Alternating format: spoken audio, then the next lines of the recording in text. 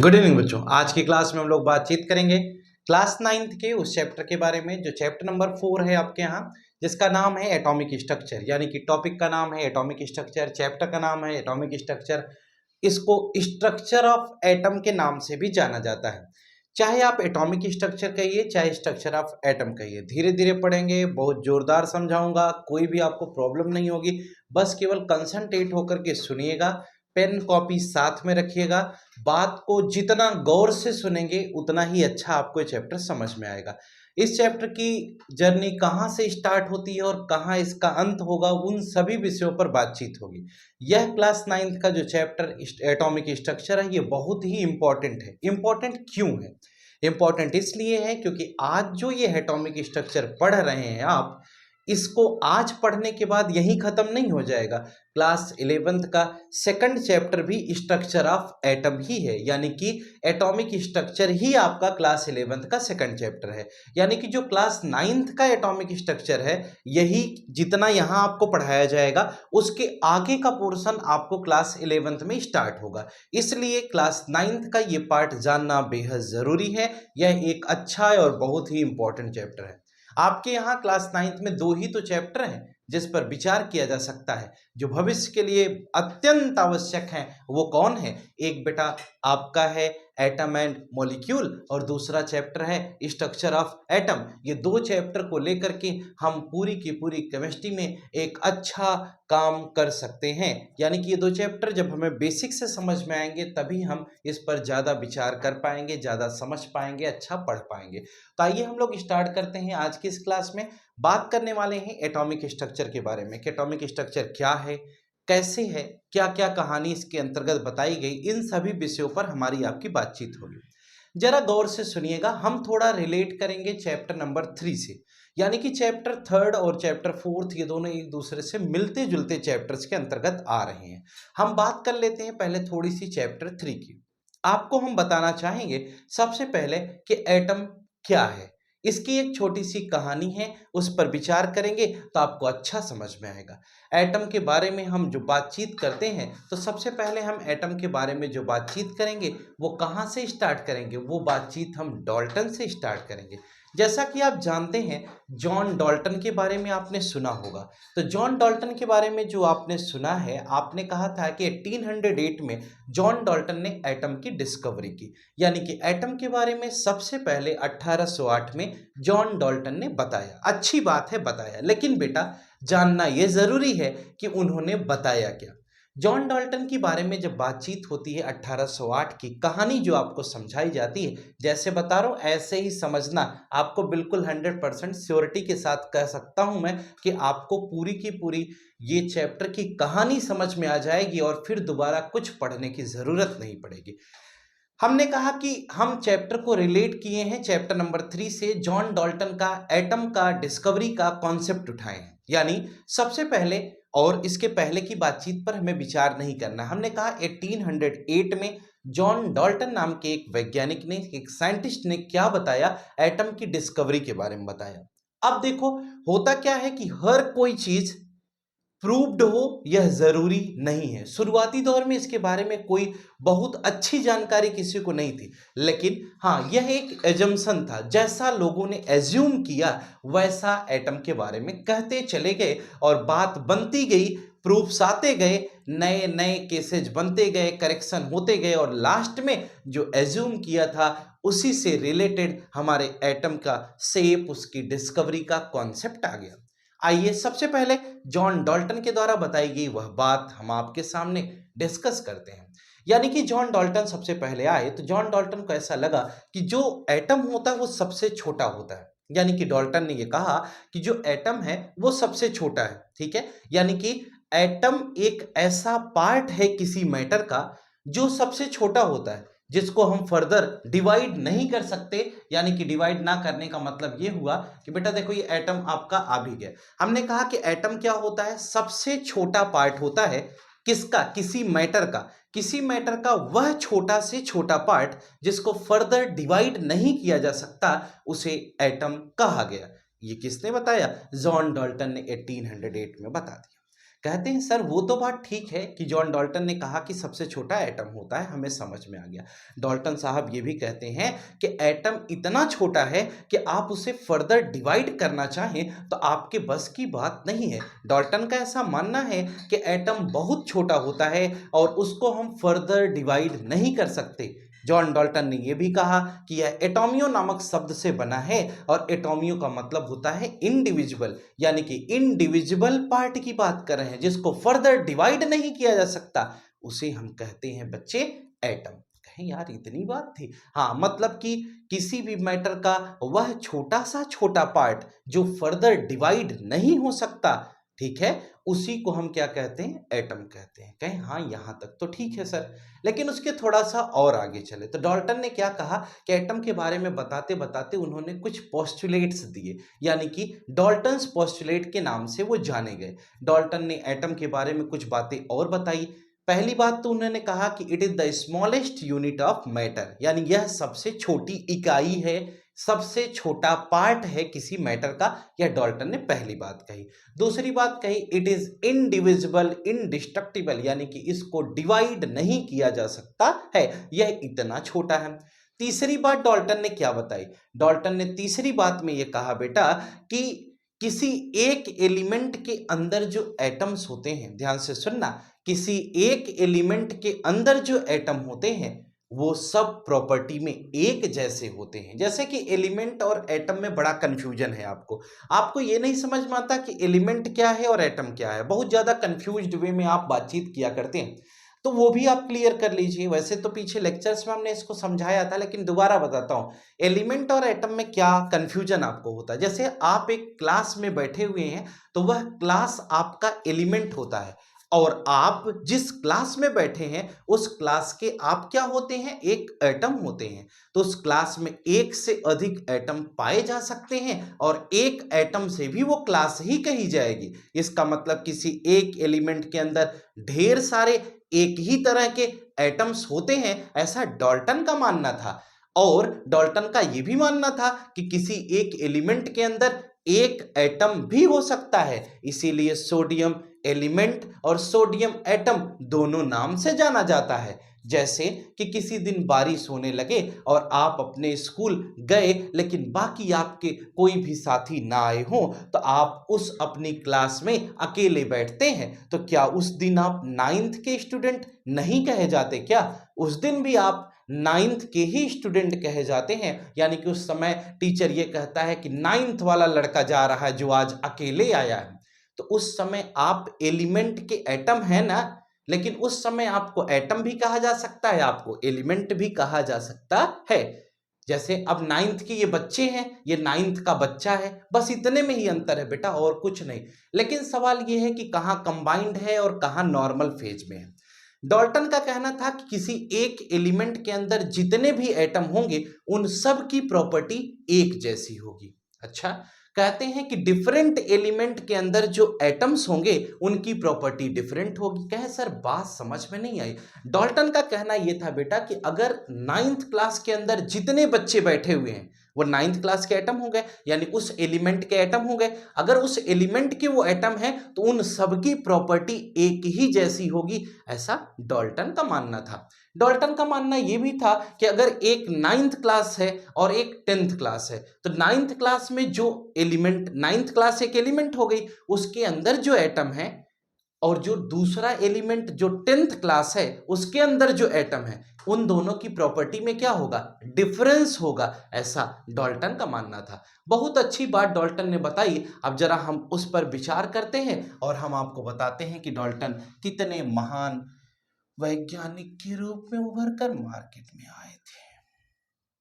देखिए, सबसे पहली बात, डाल्टन ने एटम के कॉन्सेप्ट में क्या कहा? इन्होंने पोस्टुलेट दिया, तो सबसे पहले इन्होंने कहा कि यह स्मॉलेस्ट यूनिट है, यानी कि हम ये कह सकते हैं कि atom is the smallest unit of matter. दूसरी बात, डाल्टन ने यह कहा कि यह इनडिविजिबल है, यानी कि इसको हम डिवाइड नहीं कर सकते, यानी इनडिविजिबल है। तीसरी बात, इन्होंने ये कहा कि atoms of same element have same property. जरा गौर से सुनिएगा, हम बड़े धीरे धीरे आपको ये समझा रहे हैं। तो हम कहते हैं कि तीसरी बात में डाल्टन ने क्या कहा, तीसरी बात में उन्होंने कहा कि atoms of same element, atoms of same element have same property, have same property. ऐसा किसने कहा? मैंने नहीं कहा, डाल्टन ने कहा। ठीक है, अब इसके बारे में ये बताया गया कि अगर यह भी एक एलिमेंट है, हम कहते हैं ये सोडियम है, यह भी एक एलिमेंट है, यह भी एक सोडियम है, यानी कि डाल्टन का ये कहना था कि 9th ए के बच्चों की प्रॉपर्टी 9th बी के बच्चों की प्रॉपर्टी से मैच करती है। क्यों? क्योंकि ये सब एक ही एलिमेंट के एटम हैं, यानी ये दोनों किसके एटम हैं? 9th क्लास के ही तो बच्चे हैं, तो इनकी प्रॉपर्टी आपस में मैच करेगी, ऐसा डाल्टन का मानना था। तो जरा उन्होंने कहा कि अगर ये सोडियम के अंदर एटम्स इस प्रकार से हैं, तो उन्होंने कहा इस सोडियम के अंदर भी एटम्स इस प्रकार से हैं, तो डाल्टन ने ये कहा कि इसकी प्रॉपर्टी बेटा इसकी प्रॉपर्टी से मैच करेगी, ऐसा डाल्टन का कहना था। आगे दूसरी बात उनकी क्या आई? अगला पोस्टुलेट्स आता है कि एटम्स ऑफ डिफरेंट एलिमेंट, ध्यान से सुनना, अगले पोस्टुलेट में डाल्टन बड़ी ही जोरदार बात बताते हैं, कहते हैं atoms of different element, elements have different property, यानी कि अलग अलग एलिमेंट अगर आप कंसीडर करते हैं तो उनकी प्रॉपर्टी भी अलग अलग होगी, यानी ये भी बात सही है। कहते हैं कि अगर हम एक सोडियम ले लेते हैं और दूसरा मैग्नीशियम ले लेते हैं, तो सोडियम के बच्चों की प्रॉपर्टी मैग्नीशियम के बच्चों की प्रॉपर्टी से मैच नहीं करेगी। यानी कि हमने कहा एक सोडियम ले लिया, एक मैग्नीशियम ले लिया, एक 9th क्लास है, एक 10th क्लास है, ये 9th क्लास के बच्चे हैं, ये 10th क्लास के बच्चे हैं, तो 9th क्लास के बच्चे की प्रॉपर्टी 10th वाले से मैच करेगी क्या? कहते नहीं, ये नहीं करेगी। यानी कि डाल्टन का भी यही कहना था कि 9th क्लास के बच्चे की प्रॉपर्टी 10th वाले से मैच नहीं करेगी, यानी कि different elements have different property, same elements have same property, ऐसा डाल्टन का मानना था। लेकिन बेटा लफड़ा कहां से हो गया? लफड़ा कुछ इस जगह से हुआ कि डाल्टन ने इतनी बात बता दी, लोग मान भी लिए, समझ भी लिए, सब कुछ अच्छा चल रहा था, लेकिन उसी दौरान हुआ क्या कि पहला यहीं से रूल कैंसिल होना शुरू हुआ। पहला कहा गया कि ये सबसे छोटा होता है, ड्रॉबैक बता रहा हूं, डाल्टन के ड्रॉबैक क्या हुए? डाल्टन्स एटॉमिक थियरी इसी को बोलते हैं, और इनके क्या ड्रॉबैक हुए, क्या इनकी एनॉमलीज थी, क्या इनके पोस्टुलेट्स थे, सॉरी पोस्टुलेट्स तो बता दिया, ड्रॉबैक, डीमेरिट, एनॉमलीज, लिमिटेशंस, ये 4 टर्म्स में ये लिखे जाते हैं। तो डाल्टन की ड्रॉबैक क्या थी, क्या कमियां थी, क्या डीमेरिट्स थी, क्या एनॉमलीज थी, क्या लिमिटेशंस थी, किसकी? डाल्टन्स एटॉमिक थियरी की। हमें यही समझना है आखिर जो डाल्टन ने बात बताई वो गलत कैसे हो गई। हम 3rd चैप्टर के एक छोटे से पार्ट को 4th चैप्टर से रिलेट करा रहे हैं, उसका सिर्फ व सिर्फ रीजन ये है कि हम 4th चैप्टर को आपको बेटर समझाने का प्रयास कर रहे हैं, इसीलिए यह रिलेशन हम लगा रहे हैं। जरा सुनिएगा, डाल्टन बड़े खुश थे, एकदम मस्त मौला जिंदगी जी रहे थे। क्यों? क्योंकि इन्होंने सारी बात सही सही बता दी थी। उसी दौरान इलेक्ट्रॉन, प्रोटॉन और न्यूट्रॉन की डिस्कवरी हो गई। क्या हुआ? इलेक्ट्रॉन की डिस्कवरी जे थॉमसन ने कर दिया, प्रोटॉन की डिस्कवरी किसने की? रदरफोर्ड का नाम आता है और गोल्डस्टीन का नाम आता है। ठीक है, अलग अलग बुक्स में अलग अलग है, आप दोनों याद करिए। रदरफोर्ड और गोल्डस्टीन ने प्रोटॉन की डिस्कवरी कर दी। और तीसरे नंबर पे जब बचा जो था वो क्या हुआ? न्यूट्रॉन की डिस्कवरी जेम्स चैडविक के द्वारा कर दी गई। अब जरा दिमाग चलाओ यार, एक तरफ ये स्मॉलेस्ट यूनिट को हम क्या कहते हैं? एटम कहते हैं। ये बात से बिल्कुल समाज में एकदम मार्केट बनी हुई थी, किसकी? डाल्टन की। डाल्टन बड़े वैज्ञानिक के नाम से जाने जा रहे थे, लेकिन वही होता है ना कि हर कोई आदमी के पीछे एक एक आदमी पड़ा रहता है उसको निपटाने के लिए। मार्केट इनकी अच्छी चल रही थी, जब तक ये खुल के साइंटिस्ट बने तब तक इनका मॉडल निपट गया। यही हुआ है पूरे केमिस्ट्री के अंतर्गत। अब ये स्मॉलेस्ट यूनिट के कॉन्सेप्ट के बाद यहीं से ड्रॉबैक की कहानी शुरू हुई। ड्रॉबैक की अगर हम बात करते हैं बेटा कि क्या क्या ड्रॉबैक्स थे, क्या कमियां थी जिसकी वजह से मॉडल खराब होने लगे। पहली कमी हुई कि यहीं से इलेक्ट्रॉन, प्रोटॉन और न्यूट्रॉन की डिस्कवरी हो गई। यानी कि कहा गया कि जब इलेक्ट्रॉन, प्रोटॉन और न्यूट्रॉन की डिस्कवरी हुई तो इलेक्ट्रॉन, प्रोटॉन, न्यूट्रॉन एटम से छोटे हो गए। एटम तो बड़ा था ना, एटम तो था ना, लेकिन कहा यह गया कि जो इलेक्ट्रॉन प्रोटॉन न्यूट्रॉन की डिस्कवरी जब हुई तो यह पाया गया कि जो एटम की साइज है उसके कंपैरिजन में इलेक्ट्रॉन प्रोटॉन और न्यूट्रॉन की साइज कम है, यानी कि इलेक्ट्रॉन प्रोटॉन न्यूट्रॉन एटम से छोटे हैं, और ऐसा एज्यूम किया गया कि ये एटम के अंदर पाए जाएंगे। अब जरा सोचिए, अगर कोई एटम से छोटा है तो वो एटम के अंदर ही तो रहेगा, है ना। एक छोटा सा एग्जांपल दें कि भैंस का बच्चा भैंस से छोटा होता तो भैंस के ही तो अंदर रहेगा ना बेटा, भैंस के बाहर तो जाएगा नहीं। अगर हम कहते हैं इलेक्ट्रॉन प्रोटॉन न्यूट्रॉन ये किसके, भैंस के बच्चे हो जाए तो ये कहाँ जाएंगे, भैंस के पेट में ही तो रहेंगे। वैसे ही तो आप ये भी तो कह सकते हो, अगर इलेक्ट्रॉन प्रोटॉन न्यूट्रॉन एटम से छोटे हैं तो एटम के अंदर वे तो रहेंगे, बाहर तो जाएंगे नहीं, यानी कि इलेक्ट्रॉन प्रोटॉन न्यूट्रॉन एटम के अंदर होंगे। ऐसा क्यों? ऐसा इसलिए क्योंकि ये एटम से छोटे हैं। अब डाल्टन साहब का दिमाग खराब हो गया, फ्यूज मार दिया, कहें यार ये तो लफड़ा हो गया, अभी हम मॉडल पूरा बना नहीं पाए थे, ये निपटाने वाले लोग भी आ गए। अब देखो कितना अच्छा आप समझ पाएंगे, ये आप पर डिपेंड करता है, क्योंकि हम अपना पूर्ण प्रयास कर रहे हैं बेटा। इलेक्ट्रॉन की डिस्कवरी जे थॉमसन करके ले आए, प्रोटॉन की रदरफोर्ड और गोल्डस्टीन कर दिए, और न्यूट्रॉन की जेम्स चैडविक कर दिए।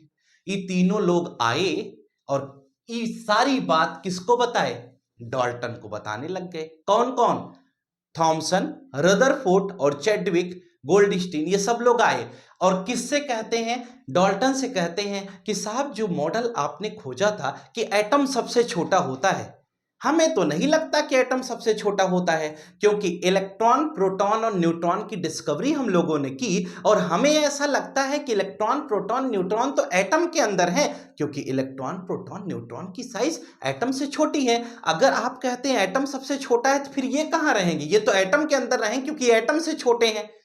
तो कहें यार इलेक्ट्रॉन प्रोटॉन न्यूट्रॉन अगर एटम से छोटा है तो इसका मतलब ये एटम के अंदर पाया जाना चाहिए, क्योंकि आप कहते हैं कि यूनिवर्स में जो चीज बनी है वो एटम्स के मिलने से ही बनी है, तो इसका मतलब अगर एटम से भी ये छोटे हैं तो एटम के अंदर इलेक्ट्रॉन प्रोटॉन न्यूट्रॉन होने चाहिए। अब सुनो, खेल फंस गया, डाल्टन का दिमाग फ्यूज मार गया, डाल्टन की बुद्धि गायब होने लग गई कि अब करे तो क्या करें। बड़े वैज्ञानिक थे लेकिन सारी वैज्ञानिकी खत्म होने लग गई। क्यों? क्योंकि बनाया हुआ मॉडल जिसकी वजह से सम्मान मिला था वो निपटने की कगार पे आ गया। कहते हैं कि ठीक है मैं सोचता हूं दूसरे पास, इंडिविजुअल। दूसरी बात डाल्टन ने कहा था ये एटोमियो नामक शब्द से बना है, एटोमियो का मतलब होता है इंडिविजुअल। अब ये तीनों इलेक्ट्रॉन प्रोटॉन न्यूट्रॉन के जन्मदाता कौन, थॉमसन, रदरफोर्ड और गोल्डस्टीन और चैडविक, ये जब आए तो डाल्टन को बताएं, डाल्टन को समझाएं। क्या समझाएं? कहते हैं कि सर जिस आप एटम के इंडिविजुअल पर बड़ा गर्व करते थे वो डिविजिबल है। कहें यार ये कौन सी बात हुई? कहें जिसके अंदर उससे छोटी चीज है तो उसको हम अलग तो कर ही सकते हैं। यानी कि उन्होंने ये कहा कि एटम के अंदर इलेक्ट्रॉन प्रोटॉन न्यूट्रॉन पाए जाते हैं, ऐसा हमें क्लियरेंस है क्योंकि ये एटम से छोटे हैं, इनको इन्हीं के एटम के अंदर ही इलेक्ट्रॉन प्रोटॉन न्यूट्रॉन को होना चाहिए। ये कौन कहता है? ये अपने थॉमसन, रदरफोर्ड, चैडविक, ये सारी बात किससे कहते हैं?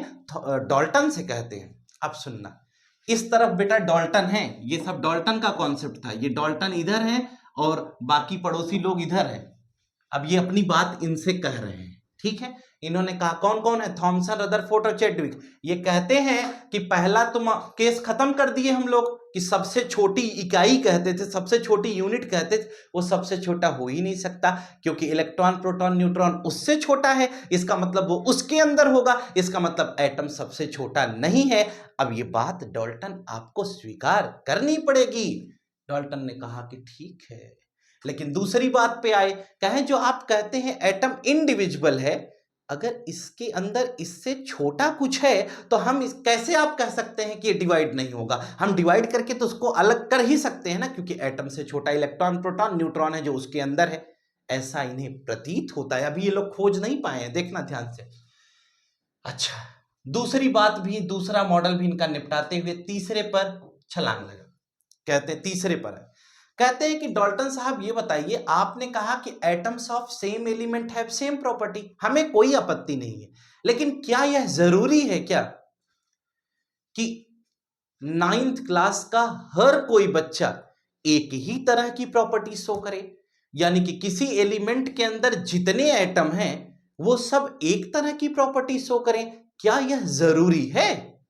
तो उन्होंने कहा नहीं, ये तो हमारी मजबूरी है, क्योंकि हमारे पास अब कोई ऑप्शन नहीं था, इसलिए इसे हमने कर दिया, जरूरी है। अब सुनना, डाल्टन अब फंस गए हैं, पूरा एकदम चारों तरफ से चींटियां घेर ली हैं, निपटाने के प्रयास में आ गए हैं, ये तीनों मिलकर निपटा देंगे डाल्टन को। देखना, एक से एक वैज्ञानिक हमारे यहाँ हैं, इसीलिए बेटा कहते हैं कि जब बड़े आदमी बनने लगो ना, पीछे से पैर खींचने वाले लगे रहते हैं। और आपकी अंदर लाख अच्छाइयां हो, लेकिन कमियां निखर करके बाहर आ ही जाएंगी। अब देखो डाल्टन की कोई इतनी बात डाल्टन बताए थे, थोड़ी देर पहले हम भी तारीफ कर रहे थे, लेकिन अब देखो कैसी तारीफ हो रही है इनकी, है ना। गलत क्या किया इन्होंने? इन्होंने कहा कि एक तरह के एलिमेंट के अंदर जो एटम होंगे उनकी प्रॉपर्टी सेम होगी। अरे नाइन्थ ए का बच्चा, नाइन्थ बी का बच्चा, नाइन्थ सी का बच्चा, क्या तीनों की प्रॉपर्टी सेम हो सकती है क्या? नहीं, ये जरूरी नहीं है। हो भी सकती है, लेकिन यह जरूरी नहीं है। हम श्योरली ये कह नहीं सकते कि नाइन्थ ए के बच्चे की, बी के बच्चे के, सी बच्चे के क्या होगी, प्रॉपर्टी सिमिलर होगी। ऐसा कुछ कॉन्सेप्ट में नहीं है हमारे। तो ये बात भी फेल हो गई, यानी कि डाल्टन का पहला निपटा, दूसरा निपटा, तीसरा निपटा, अब देखो चौथे पे छलांग लगाएगी। कहते हैं डाल्टन तुम चिंता मत करो, हम तुम्हारे सभी पोस्टुलेट्स को निपटा करके ही दम लेंगे। तो क्या कहते हैं, कौन? इलेक्ट्रॉन, प्रोटॉन, न्यूट्रॉन के डिस्कवरर कहते हैं कि आपने कहा सर, बड़े प्यार से सर कह कह करके इनकी हालत गंभीर कर दिए। कहते हैं atoms of different elements have different property. कहते हैं क्या अलग अलग एलिमेंट के एटम्स की प्रॉपर्टी अलग अलग होती है? क्या ये जरूरी है? क्या ये जरूरी नहीं है? कहें सर ये तो आप गलत कह रहे हैं बेटा, नाइन्थ क्लास के किसी बच्चे की प्रॉपर्टी क्या 10th क्लास के किसी बच्चे की प्रॉपर्टी से मैच कर ही नहीं सकती? क्या कर सकती है? 10th वाला नहीं पढ़ा लिखा होगा, नहीं समझदार होगा, नहीं पढ़ता होगा घर में, 9th वाला जोरदार पढ़ने में होगा, तो 9th वाले की प्रॉपर्टी 10th वाले से मैच कर जाएगी? या 9th वाले की प्रॉपर्टी 10th वाले से मैच करने की छोड़ो, 10th वाले के कंपैरिजन में 9th वाला ज्यादा भी हो सकता है, कुछ भी हो सकता है। तो यानी कि यहाँ पर हम इस पोस्टुलेट को भी इसी के साथ निपटा देते हैं। तो कुल मिला करके आप ये जान पाए होंगे कि डाल्टन ने जो बात 4 बताई, इलेक्ट्रॉन, प्रोटॉन, न्यूट्रॉन के डिस्कवरर मिलकर आए 4 भाई, और इनकी सारी बात निपटा के चले गए। यानी डाल्टन्स के इस एटॉमिक थ्योरी का कार्यक्रम समाप्त होता हुआ। अब यहीं से हम 3rd चैप्टर को छोड़कर 4th चैप्टर की तरफ प्रवेश करते हैं। अभी तक जो बातचीत चल रही थी वो 3rd चैप्टर के एक छोटे से पार्ट की चल रही थी। अब जरा ध्यान दीजिएगा, ये बहुत अच्छी सी बात है, क्योंकि ये एक ऐसा टॉपिक है जो समझ में नहीं आता। क्यों? क्योंकि ये बड़ा कंफ्यूजिंग तरह से किताब में दिया हुआ। किताब वाले ने भी क्या किया कि पहले डाल्टन्स एटॉमिक थ्योरी पढ़ा दी, बाद में आपको स्ट्रक्चर ऑफ एटम पढ़ाया, जबकि जो मैं पढ़ा रहा हूं ऐसा तरीका होना चाहिए था। ठीक है, इसीलिए हम थोड़ा पार्ट जोड़ करके इसको ले चलते हैं। अब जरा सुनिएगा, इलेक्ट्रॉन, प्रोटॉन, न्यूट्रॉन की डिस्कवरी हो गई, डाल्टन को निपटा दिया गया, मॉडल का समापन हो गया, खोज जारी है। क्या जारी है? अब सुनना, होता है ना आदमी गुस्सा जाएगा। अब सुनना कहानी। ये तीनों लोग आए, डाल्टन से बतियाए, और डाल्टन से बड़ा प्यार से सर सर कह के डाल्टन के पूरे मॉडल की ऐसी की तैसी कर दी। अब डाल्टन तो झल्ला जाएंगे ना, सीनियर साइंटिस्ट के रूप में जाने जाते थे। डाल्टन ने कहा कि हे इलेक्ट्रॉन, प्रोटॉन और न्यूट्रॉन के जन्मदाता, अभी आप उत्पन्न हो रहे हैं इस जमीन पर, हम बहुत समय से कार्यरत हैं। तुम जिस मॉडल को निपटाने का प्रयास किए हो, अगर तुमने इलेक्ट्रॉन, प्रोटॉन, न्यूट्रॉन की डिस्कवरी की है, ये कौन कहता है? डाल्टन कहते हैं। संवाद चल रहा है। डाल्टन कहते हैं, अब अभी तक इधर से इधर बात हो रही थी ना, अब इधर से इधर बात होगी, देखना क्या बात होती है। डाल्टन कहते हैं कि जिस इलेक्ट्रॉन, प्रोटॉन, न्यूट्रॉन की डिस्कवरी पर तुम्हें इतना गर्व है कि तुम्हारा इलेक्ट्रॉन, प्रोटॉन, न्यूट्रॉन हमारे एटम के अंदर है, यानी कि हमारे एटम से छोटा है तुम्हारा इलेक्ट्रॉन, प्रोटॉन, न्यूट्रॉन जिसकी तुमने डिस्कवरी की, ये डिस्चार्ज ट्यूब एक्सपेरिमेंट वाला है वही। कहते हैं कि हाँ छोटा तो है सर। किसने कहा? ये तीनों लोगों ने। इन्होंने क्वेश्चन पूछा था। अब इन्होंने कहा छोटा तो है।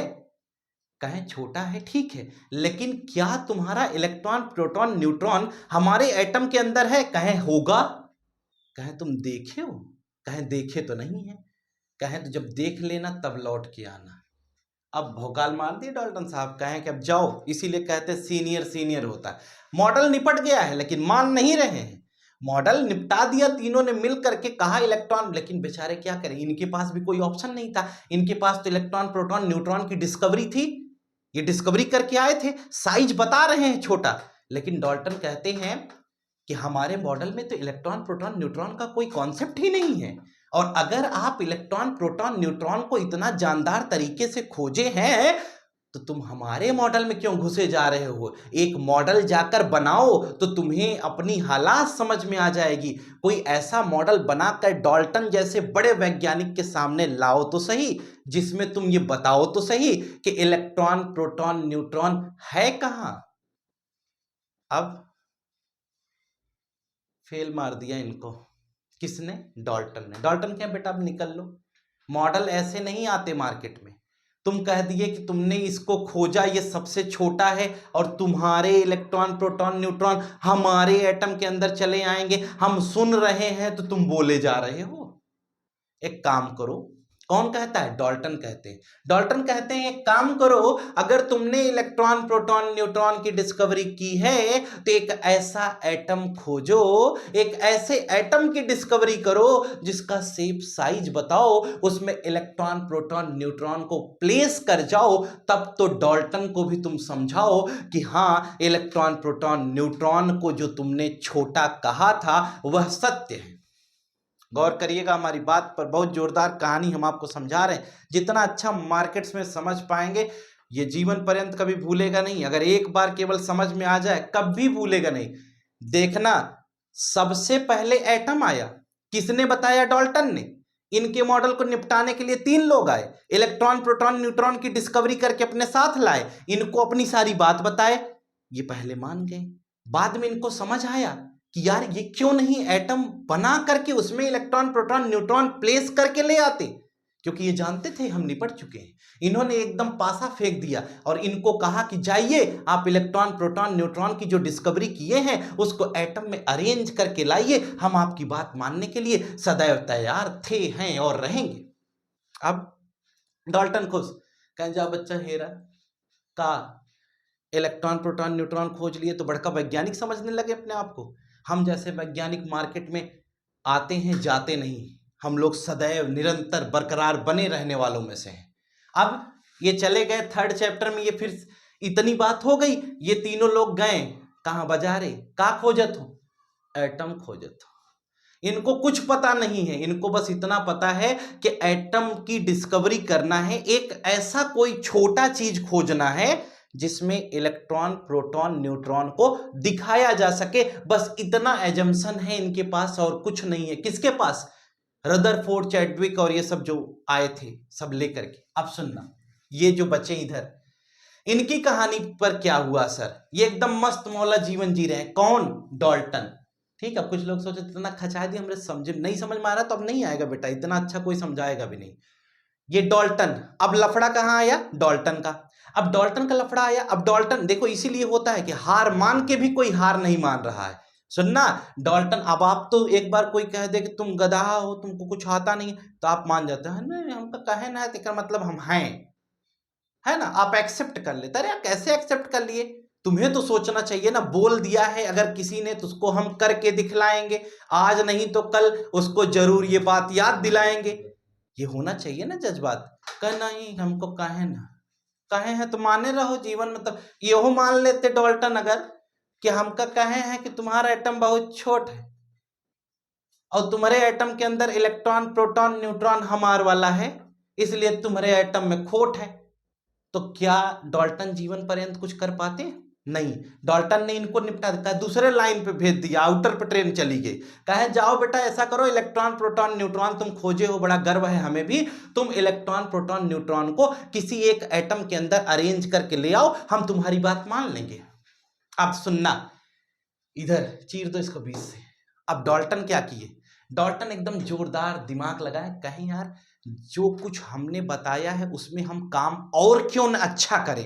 तो डाल्टन ने कहा कि डाल्टन तुरंत डाल्टन एटॉमिक सिंबल खोजने चले गए। क्या सोचने के लिए चले गए? Atomic symbol. डाल्टन ने कहा कि जो एटम है अभी हमारे पास, उनका एक सिंबल भी तो होना चाहिए, इतना बड़ा बड़ा नाम कैसे याद करेंगे। तो उन्होंने क्या किया, उन्होंने सिंबॉलिक रिप्रेजेंटेशन स्टार्ट कर दिया, किसका, जो एलिमेंट उस समय मौजूद थे। यानी कि डाल्टन ने एटम्स का एक सिंबल बनाना शुरू कर दिया। और कैसा सिंबल बनाया, जैसे कहें ये गोला है, ये ऐसे बना दिए, कहें इसको ऐसे कर दो, फिर थोड़ी देर बीता तो एक गोला लिए तो कहें इसमें दो ऐसे लाइन बना दो, मतलब उल जुलूल जो भी मन में आ रहा है कर रहे हैं। क्या इस तरह से बनाओगे तो याद हो पाएगा क्या, आप ही नहीं समझ पाओगे। लेकिन बेटा उस समय कुछ नहीं था, तो डाल्टन अपनी बुद्धि लगाए और खेल खेल रहे हैं, सिंबल बना रहे हैं। देखो हार नहीं माना अगला व्यक्ति ने, जबकि जान रहे हैं ये मॉडल खत्म हो जाए, क्योंकि बड़े वैज्ञानिक थे, ऐसे नॉर्मल आदमी नहीं थे डाल्टन। अब सुनना, ये अपना सिंबल खोजे और इसी दिशा में आगे चलते जा रहे हैं, इनको कोई अफसोस नहीं था। और ये तीनों लोगों की कहानी कुछ आगे अब आपको समझाता हूं, ठीक है। अगले अध्याय में देखिए, अध्याय नंबर 1 समाप्त हो गया। अध्याय नंबर 1 समाप्त हुआ, हम अगले अध्याय की तरफ चलेंगे और देखेंगे कि अगली कहानी में क्या हो रहा है। दो लोग हमारे मार्केट में मौजूद हैं, एक है हमारे डाल्टन साहब और दूसरा, इसको 20 से चीर दिया, दूसरे नंबर पे इलेक्ट्रॉन, प्रोटॉन और न्यूट्रॉन की डिस्कवरी करने वाले थॉमसन, रदरफोर्ड या गोल्डस्टीन कह लो, और अपने चैडविक भाई साहब, ये तीन लोग मार्केट में दूसरी तरफ है, दो पक्षों का युद्ध चल रहा है। डाल्टन हार न मान करके बेटा डाल्टन्स एटॉमिक सिंबल खोज रहे हैं, कहते हैं कि डाल्टन को गिराने वाला कोई पैदा नहीं हुआ है, जब तक ये लोग हमारे मॉडल को निपटाएंगे तब तक हम नया कुछ खोज ले आएंगे। इसलिए डाल्टन डाल्टन थे, ये लोग चल दिए और यहीं से उत्पत्ति होती है किसकी, ये तीनों लोगों की एक कहानी, छोटी सी क्लिप आपको सुनाता हूं। एक काल्पनिक कथा है, ऐसा नहीं है कि हम उस समय थे और हम देख रहे थे, ऐसा कुछ नहीं है। इलेक्ट्रॉन, प्रोटॉन, न्यूट्रॉन की एकदम जोरदार कहानी है, सुनिए छोटी सी। रदरफोर्ड, चैडविक, और ऐसा हम मानते हैं कि थॉमसन, रदरफोर्ड और चैडविक तीनों लोगों ने यह विचार किया।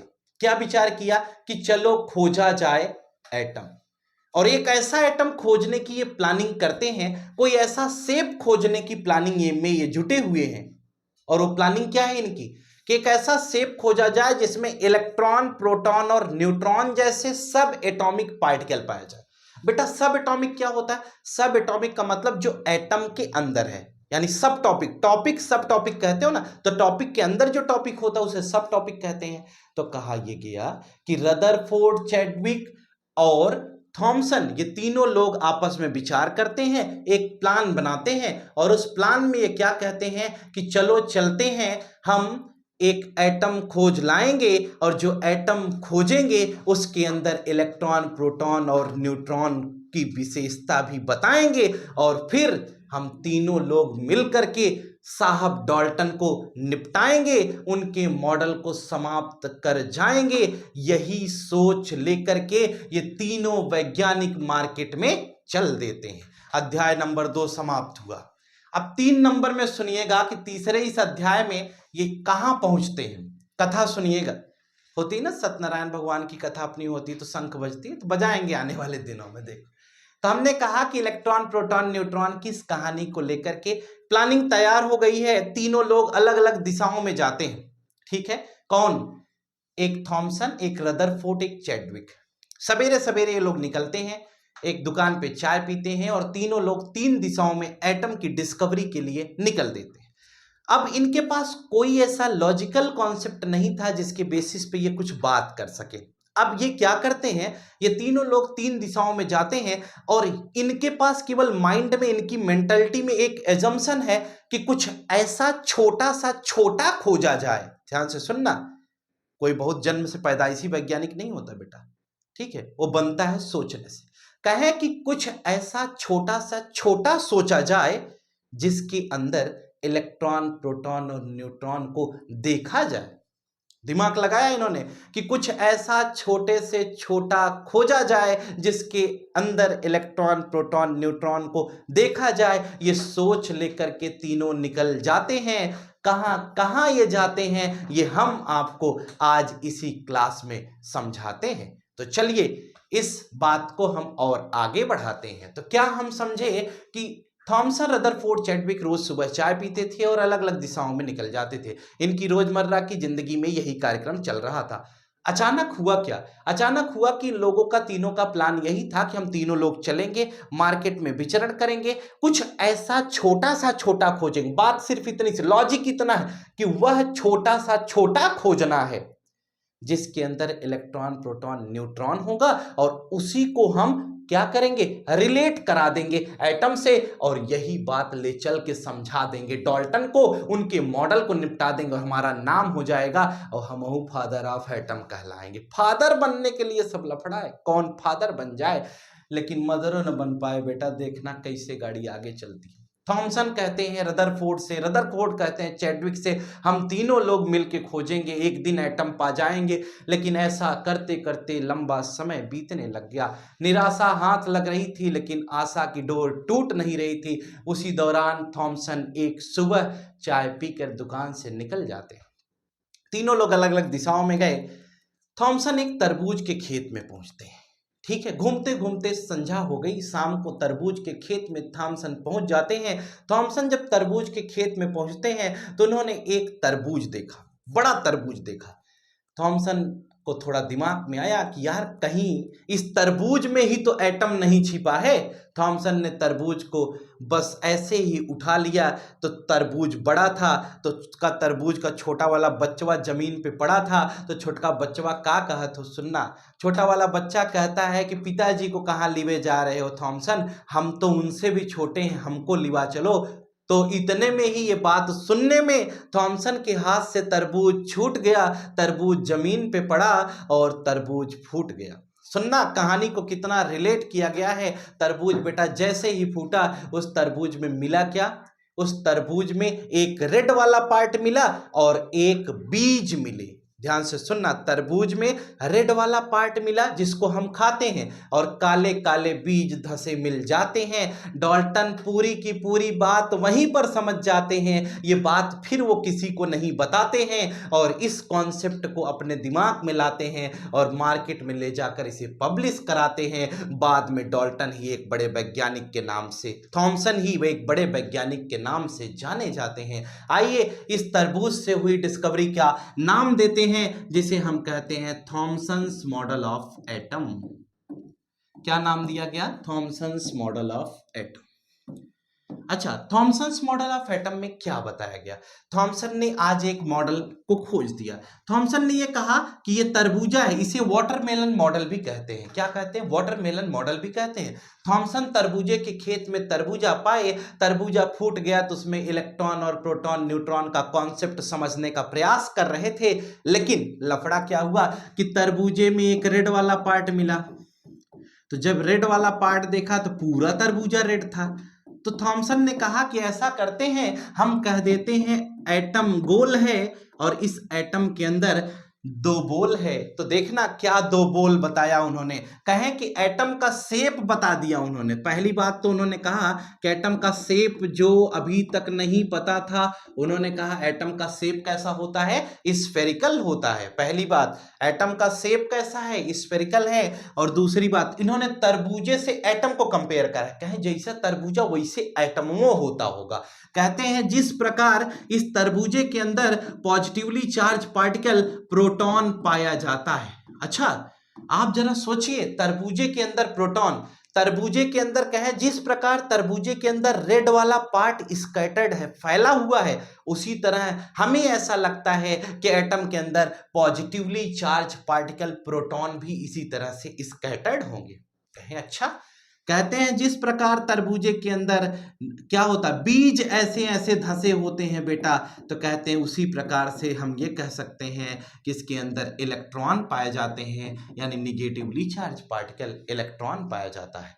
यह थॉमसन की कहानी थी। जरा थॉमसन की कहानी पर और आगे चलते हैं और हम आपको थोड़ा सा डिटेल में दिखाएंगे थॉमसन की अपनी कहानी क्या थी।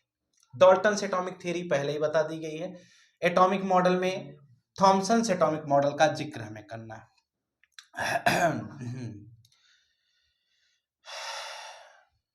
सुनना, थॉमसन एटॉमिक मॉडल को हमने वाटरमेलन मॉडल का नाम दिया। हमने कहा कि इनका जो मॉडल है उसमें इन्होंने स्फेरिकल एटम की कहानी को तरबूजे से कंपेयर कराया। इन्होंने कहा कि ये तरबूजा है यानी ये वाटरमेलन है। गौर से समझिएगा, पूरा गारंटी है, समझा दूंगा। ये वाटरमेलन है बेटा, ये क्या है? एटम, ठीक है। उन्होंने कहा कि तरबूजे के जैसा एटम होता है। तो पहली बात इससे क्या समझ में आई कि तरबूजा का शेप क्या होता है? स्फेरिकल होता है, इसलिए एटम का भी शेप क्या होगा? स्फेरिकल होगा। पहली बात तो क्लियर हो गई। कहते हैं अगर वाटरमेलन की कहानी है तो दूसरी बात ये बताई गई कि तरबूजे में आपने देखा होगा ऐसे ऐसे पूरा रेड पार्ट क्या होता है? ऐसे ऐसे फैला होता है ना? ऐसे ऐसे तरबूजे में रेड पूरा भरा रहता है ना, ऐसे ऐसे, है ना, जिसको आप खाते हैं। तो तरबूजे में ये रेड वाला पार्ट हो गया। कहते हैं जिस प्रकार तरबूजे में रेड वाला पार्ट है उसी प्रकार से हम ये कह सकते हैं कि इसके अंदर क्या है? जिस प्रकार तरबूजे में रेड वाला पार्ट है उसी प्रकार इस एटम के अंदर पॉजिटिवली चार्ज पार्टिकल स्कैटर्ड होंगे, यानी कि पॉजिटिवली चार्ज पार्टिकल उसी प्रकार इस एटम के अंदर फैले हुए होंगे। ऐसा किसने कहा? ऐसा हमारे किसने कहा? ये बात कौन कर रहा है? थॉमसन ने कहा, जे थॉमसन ने कहा कि एटम का शेप कैसा आया? स्फेरिकल।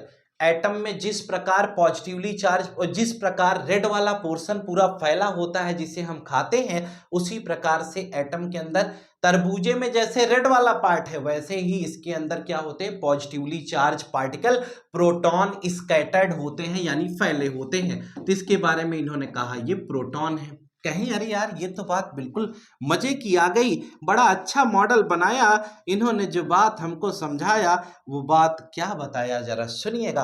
कहते हैं कि इसमें जिस प्रकार से ये जो रेड वाला पार्ट है, रेड पार्ट को कहा इन्होंने ये क्या है? पॉजिटिवली चार्ज पार्टिकल है और उसका नाम इन्होंने प्रोटॉन दे दिया।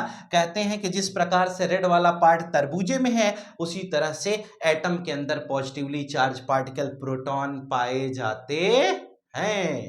कहते हैं अगली बात में, कहें जिस प्रकार तरबूजे के अंदर बीज धसे हुए हैं, आपको याद हो तो ये काले काले बीज, ये काले काले बीज याद करिए, ये कौन से बीज हैं? ये काले काले बीज तरबूजे में आ गए हैं। ये तरबूजे में आ गए हैं।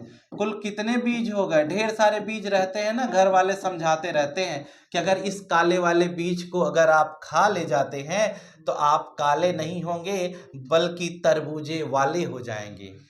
आपको समझाया जाता है ना कि अगर गलती से भी बीज पेट के अंदर चला गया तो कुछ लोग सोचते हैं, जैसे कहते हैं चाय पीने से काले हो जाएंगे। नहीं, यहाँ चाय पीने से काले होने की बात नहीं है। गलती से भी तरबूजे का बीज अगर अंदर चला जाए तो हमारे घर वाले हमें क्या समझाते हैं? कहते हैं बेटा तुम काले तो नहीं लेकिन तरबूजे वाले हो जाओगे, कुछ दिन में पेड़ पौधा निकलेगा और तुम खड़े रहोगे, लोग तरबूजा तोड़ ले जाएंगे। तो ये क्या है? ये तरबूजे की कहानी बताई गई। अब कहते हैं जिस प्रकार इस एटम के अंदर इलेक्ट्रॉन है, यानी कि निगेटिवली चार्ज पार्टिकल इलेक्ट्रॉन जिस प्रकार इस एटम के अंदर पाए जाएंगे, इन्होंने इलेक्ट्रॉन का भी जिक्र किया। इन्होंने कहा किसी प्रकार से इसके अंदर क्या होंगे? इलेक्ट्रॉन होंगे। कहते हैं कि वाटरमेलन यानी तरबूजे के जैसा ये है। तरबूजे के अंदर इसका शेप कैसा बताया गया? स्फेरिकल। कहें जिस प्रकार तरबूजे के अंदर रेड वाला पार्ट होता है उसी प्रकार से एटम के अंदर पॉजिटिवली चार्ज पार्टिकल प्रोटॉन पाए जाते हैं। फिर उसके थोड़ा सा आगे बढ़े तो कहते हैं जिस प्रकार तरबूजे के अंदर ये काले वाले बीज पाए जाते हैं उसी प्रकार से इसके अंदर क्या होता है? इलेक्ट्रॉन पाए जाते हैं। यानी कि हम ये कह सकते हैं कि सीड्स को, जितने बीज थे तो उसको क्या किया गया? उसको रिलेट कराया गया। सीड्स जितने भी थे उसको रिलेट कराया गया निगेटिवली चार्ज पार्टिकल, और वो निगेटिवली चार्ज पार्टिकल क्या थे? इलेक्ट्रॉन थे। यानी कि आप देख पा रहे हैं हमें जानकारी हो पाई है क्या क्या? एक तो एटम का शेप कैसा है? स्फेरिकल। एटम के अंदर पॉजिटिवली चार्ज पार्टिकल स्कैटर्ड है। एटम के अंदर निगेटिवली चार्ज पार्टिकल जो इलेक्ट्रॉन है वो एम्बेडेड है, यानी धसे हुए हैं। ऐसा किसने कहा? ऐसा इसने कहा, यानी कि हमारे महान वैज्ञानिक श्री श्री 108 थॉमसन महाराज ने बताया कि ये क्या हो गया? एटम की कहानी कुछ इस प्रकार से आ चुकी है। अब सुनना, एटम की कहानी तो हमें समझ में आ गई कि एटम जो होता है वो तरबूजा जैसा होता है। तरबूजे का शेप क्या है? स्फेरिकल है, इसलिए एटम स्फेरिकल है। कहते हैं तरबूजे में जिस प्रकार रेड वाला पार्ट स्कैटर्ड होता है, उसी प्रकार से एटम के अंदर भी प्रोटॉन स्कैटर्ड होते हैं, यानी प्रोटॉन पूरे फैले होते हैं। जिस प्रकार से तरबूजे में बीज धंसे होते हैं, उसी प्रकार से एटम के अंदर इलेक्ट्रॉन धंसे हुए होते हैं। ये बात किसने बताई? जे थॉमसन ने बताई। देखिए, थॉमसन ने बड़ी बात कर दी है। अब कहानी पर लौटते हैं, अपने अध्याय में वापस, तीसरा चल रहा था ना, लौट चलते हैं। ये इतनी बात जानकारी जब इनको मिल गई तो ये फिर शाम को ये लौटते थे तीनों। सवेरे ये चाय पीकर जाते थे घूमने, शाम को लौटते थे तो फिर एक कप चाय पीते थे दुकान पे। कौन कौन? ये तीनों लोग, थॉमसन, रदरफोर्ड और चैडविक। उस दिन थॉमसन चाय पीने नहीं गए। रदरफोर्ड और चैडविक को यह संशय हो गया कि वजह क्या थी कि आज थॉमसन आए क्यों नहीं, हमसे बतियाए क्यों नहीं, आज दिन में क्या हुआ वो कुछ बताए क्यों नहीं। इस बात से ये चिंता में आ गए और चिंतित थे। कुछ देर इंतजार किए, लेकिन सब अपने अपने घर चले गए। थॉमसन तो सीधा सीधा पहुंच गए कहाँ? साइंटिस्ट वाले भवन पर। वहां जाकर अपनी बात रखी, पेशकश की, मॉडल कंफर्म हो गया और ये एक बड़े वैज्ञानिक के रूप में निखर करके आए। और अगले दिन सवेरे सवेरे क्या होता है जरा गौर करिएगा। सुबह फिर, अब ये बात तो रदरफोर्ड और चैडविक को पता नहीं थी, रदरफोर्ड और चैडविक फिर सुबह दुकान पर पहुंच जाते हैं। चाय को जैसे ही हाथ लगाते हैं, थॉमसन का मुंह वो देख नहीं पाते हैं। इतनी देर में ही पेपर वाला आया। पेपर जैसे ही देता है, तो इनकी आदत थी, रदरफोर्ड बड़े पढ़ाकू थे, जैसे ही पेपर को पढ़ते हैं तो पेपर पढ़ते हैं तो क्या पाते हैं? पेपर में ही बड़े सुनहरे अक्षरों में लिखा हुआ था कि डाल्टन के मॉडल को समाप्त करने का यश यानी श्रेय जे थॉमसन को जाता है। जे थॉमसन ने कर दिया एक नए मॉडल का ऐलान, जहां पर जे थॉमसन ने खोज दिया है एक नया एटॉमिक मॉडल, जिसको तरबूजा मॉडल भी कहा जाता है। अब सोच में पड़ गए। रदरफोर्ड तो कह रहे हैं, यार ये थॉमसन कौन है? तो चैडविक कह रहे हैं, अरे यार तुम ध्यान से देखो तो ये अपना ही थॉमसन है, तभी तो ये कल आया नहीं। आज सुबह देख रहे हो अभी भी नहीं आया ना, इसका मॉडल पास हो गया है, आराम से सो रहा है, हम तुम यहीं लेकर के घूमे साइकिल। अब सुनना, कहानी मोड़ लेती है। चाय बेचारे दोनों हाथ में पकड़े थे, लेकिन बात तो पहले ये हुई थी, जो कुछ खोजा जाएगा उसमें तीनों का नाम आएगा। देखिए, स्वार्थी पहले भी लोग हुआ करते थे। चाय हाथ से छूट गई, कुल्हड़ गिर गया नीचे। पिक्चर के स्टाइल में समझना, जैसे होता ना, आगे देखिए कल, तो कुल्हड़ गिर गया। पेपर पढ़ रहे थे तो चैडविक बड़े उतावले थे, उठ के खड़े हुए, कहे, रदरफोर्ड भाई ऐसा है, जो वादा किया था वो उसने निभाया नहीं, चलो हम लोग मिल के आते हैं, ये कहाँ है? दोनों लोग अपना साइकिल लिए आ गए। कहाँ? थॉमसन के घर। जब थॉमसन के घर पहुंचे तो थॉमसन आराम प्रस्त निद्रा ले रहे थे, क्योंकि बहुत दिन के थके हुए थे और आज उन्हें एक महान वैज्ञानिक के रूप में घोषित कर दिया गया था और उन्होंने ये मॉडल बता दिया था। तो जब वो वहां से चले और थॉमसन के घर आए, थॉमसन सो रहे थे, जगाया गया तो चैडविक गुस्सा गए, कहें यार ऐसा तुम गलत कर दिए। तो थॉमसन समझाते हैं कि देखो, जो कोई कुछ खोजता है वो किसी दूसरे को नहीं देता है, वो उसका खुद का होता है, इस वजह से हम आपका नाम नहीं डाल पाए, मुझे खेद है। सुनना, चैडविक ने कहा कि मुझे खेद है, तुम अच्छा बोल लेते हो, लेकिन हम पूछना ये चाहते हैं कि तुम प्रोटॉन पॉजिटिवली चार्ज है, इसको तुम दिखाए। क्या रदरफोर्ड तुमको पैसा दिए थे क्या? उनका तुम प्रोटॉन अपने मॉडल में दिखा दिए, अपना इलेक्ट्रॉन तुम अपने मॉडल में दिखा दिए, जिसको तुम खोजे थे। कौन कहता है? चैडविक। कहते हमारे न्यूट्रॉन को, जिस पर कोई चार्ज भी नहीं है, जो किसी से कोई लेना देना नहीं, तुम हमारे न्यूट्रॉन को दिखाने में इतना संशय क्यों कर गए? बताओ हे थॉमसन, तुम्हें हमसे क्या गिला थी? अब थॉमसन कहते हैं, भाई साहब तरबूजे में दो ही चीज थी, तो दो ही दिखा सकता था ना, न्यूट्रॉन का कोई जिक्र नहीं हुआ। अब जरा गौर करिएगा, कहानी यहीं से तीसरा अध्याय समाप्त होता है। चौथे अध्याय की तरफ चलेंगे। चौथे अध्याय में अब ये दोनों लोग वहां से, थॉमसन के घर से, कौन कौन? रदरफोर्ड और चैडविक अपने घर की तरफ प्रस्थान करते हैं। रदरफोर्ड और चैडविक जब अपने घर की तरफ चल देते हैं तो उस दशा में क्या होता है? रदरफोर्ड चैडविक घर की तरफ चलते हैं तो दोनों आपस में बातचीत करते हैं। क्या बातचीत? ये करते हैं, चैडविक बहुत ज्यादा कार्यरत नहीं थे।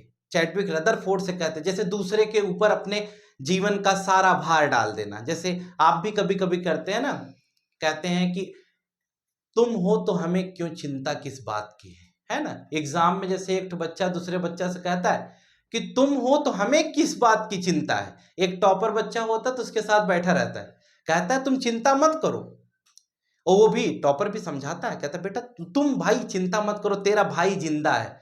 हाँ भाई जिंदा है, वो तो आज पता चलेगी एग्जाम में ना। एग्जाम में पहुंच गए, पढ़े एक अक्षर भी नहीं, भाई जिंदा है, भाई के भरोसे गए थे, और भाई एग्जाम में अपना लिखे पड़ा है, और ये भाई बगल में बैठ के पूछ रहे हैं हे भाई हमको भी बता दो। कहे बस थोड़ा सा यही है, कंप्लीट कर लूं, मैं तुम्हें जरूर बताऊंगा, तुम चिंता मत करो। अब भाई बैठे हैं इस इंतजार में कि भाई हमको जरूर बताएंगे। तो इसी को कहते हैं बेटा अपना भविष्य दूसरे के ऊपर सौंप देना। तो दूसरे के ऊपर अपना भविष्य सौंपोगे ना तो यही होगा। लेकिन हम इतने महान हैं कि वो भाई जो दूसरे के ऊपर भविष्य सौंप के बैठे हैं, लास्ट तक भाई को कुछ एग्जाम में लिखने के लिए भाई ने बताया नहीं। कौन से भाई? दूसरे भाई ने, जिसके भरोसे वो गए थे। दूसरा भाई अपना लिख रहा है और लास्ट में पेपर खत्म हो जाता है, लेकिन वो भाई उसको कुछ बताता नहीं। और अंततः होता क्या है?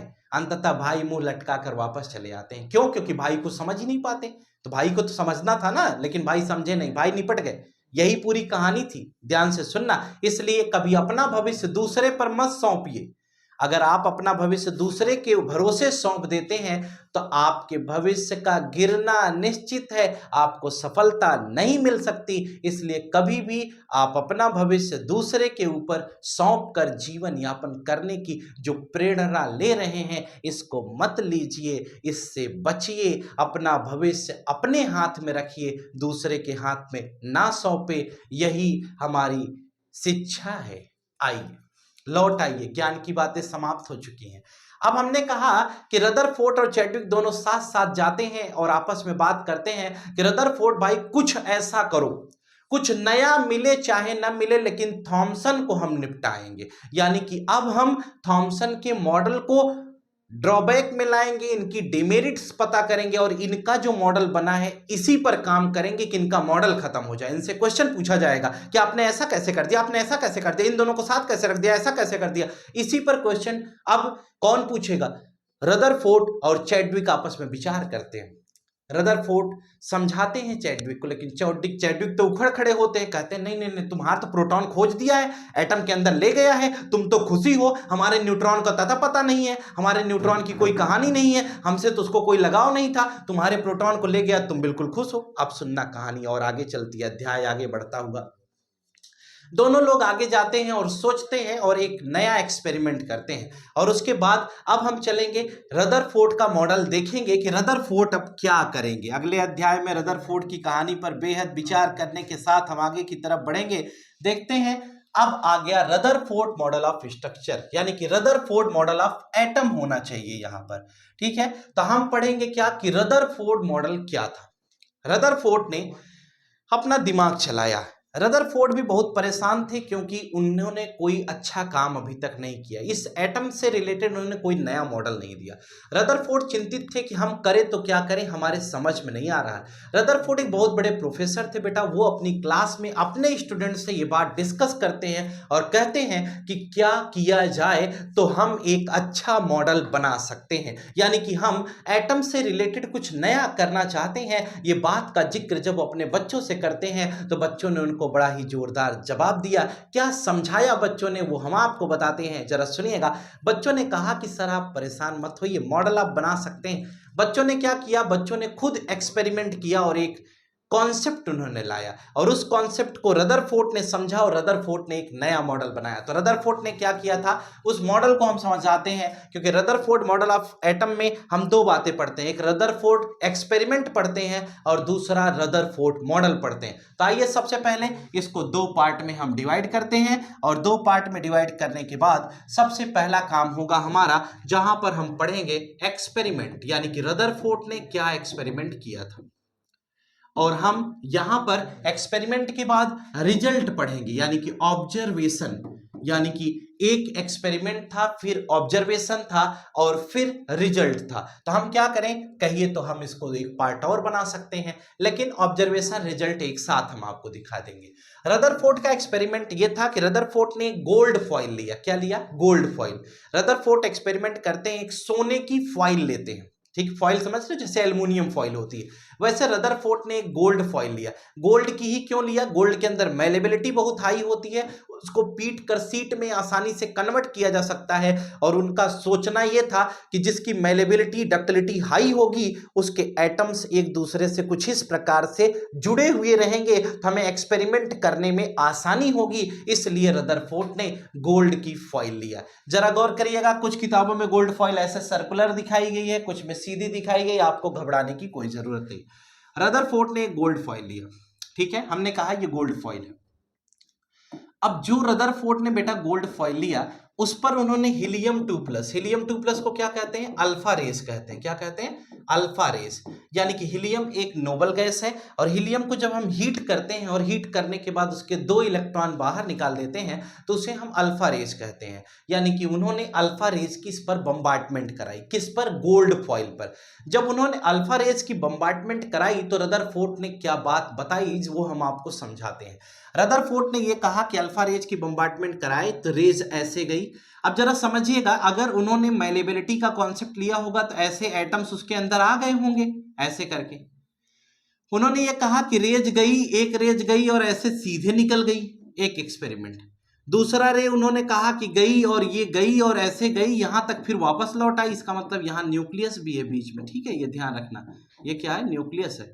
उन्होंने कहा कि गई और ऐसे यहां तक पहुंची है और यहीं से तुरंत रिटर्न हो गई। कहते हैं एक रेज ऐसे गई और ऐसे गई, ऐसे पास से डाइवर्ट हो जा रही है। कहते हैं उन्होंने 3 केसेस देखी, यानी कि यहां से उनके दिमाग में एक ऑब्जर्वेशन आता है, यानी कि जब रदरफोर्ड ये एक्सपेरिमेंट करते हैं तो रदरफोर्ड के दिमाग में 3 बातें आती हैं। अब 3 बातें क्या है जरा सुनिएगा। रदरफोर्ड ने ऑब्जर्व क्या किया, इसी के बारे में हम बात करते हैं। हीलियम 2+ यानी कि अल्फा रेस का जब रदरफोर्ड ने बम्बार्टमेंट कराया बेटा, तो उन्होंने क्या सोचा था वो बताता हूं। हीलियम 2+ अल्फा रेस को कहते हैं, और अल्फा रेस का जब उन्होंने बम्बार्टमेंट कराया तो बम्बार्टमेंट में उन्होंने ये पाया कि रेस जाएं और टकराएं, टकरा के वापस गई, पाथ से डाइवर्ट हो जा रही है और कुछ सीधे भी निकल जा रही हैं। जरा आप ही सोचिए, अगर आप रदरफोर्ड की जगह होते तो आप क्या सोचते? अगर आपने चैप्टर नहीं पढ़ा है तो आप क्या सोचते? हम बताते, हम सोचवाते हैं आपको, क्या सोचते आप। एक छोटा सा एग्जांपल मैं आपको बताता हूं। हमने कहा कि अगर ये पॉजिटिवली चार्ज पार्टिकल है, अल्फा रेज क्या होती है? पॉजिटिवली चार्ज पार्टिकल होती है। तो हमने कहा कि पॉजिटिवली चार्ज पार्टिकल ये रेज है और जा रही है, टकरा रही है, टकरा के अपने पाथ पर वापस चली जा रही हैं, तो इससे ये पता चल पा रहा है कि कुछ न कुछ बेटा ऐसा तो झोल है वहां पर जो उसे रिपेल कर रहा है। जरा समझिए कि अगर हम एक रास्ता पकड़ के ऐसे चले जा रहे हो, ऐसे ऐसे चले जा रहे हैं एकदम भौकाली तरीके से, हम अगर ऐसे चले जा रहे हो और अगर जा रहे हो अचानक ऐसे रुके और तुरंत उसी स्पीड में हम अपने रास्ते पर वापस लौट आए, तो इसका मतलब क्या है? इसका मतलब यह है कि हम गए तो कुछ हम ऐसा देखें जो हमें नहीं देखना था, जिसकी वजह से हम डर गए, जो हमें रिपेल किया इसकी वजह से हम वापस आ गए। अगर आपके घर में कुत्ता होगा तो कुत्ता जो लोग पाल के रखते हैं तो क्या करते हैं, कुत्ता कभी भी बड़ी तेजी से दौड़ता है, और जितनी तेजी से दौड़ के जाता है कभी कभी कुछ ऐसा रिपल्सिव फोर्स उस पर लगता है कि कुछ दूर जाने के बाद उतने ही तेजी से वापस लौट के आता है। इसका मतलब कुत्ते ने कुछ ऐसा देखा जो उसके जैसा था, यानी कि उससे ज्यादा ताकतवर था, जो उसे आगे नहीं जाने दिया, रिपेल कर दिया, जिसकी वजह से हम पीछे आ गया वो कुत्ता। इसका मतलब हम क्या समझ पा रहे हैं कि इसका मतलब कुत्ते से ज्यादा ताकतवर वहां कोई है जो कुत्ते को वापस कर दे रहा है।